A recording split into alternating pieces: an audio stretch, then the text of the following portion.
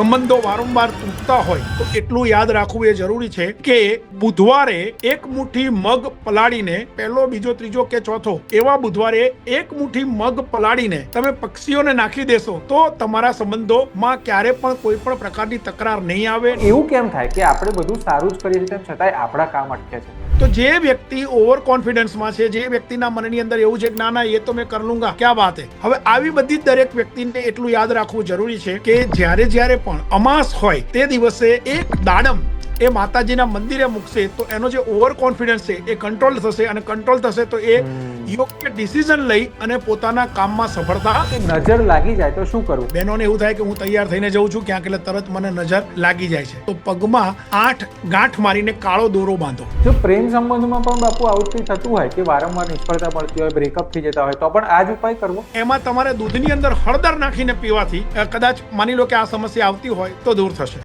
જય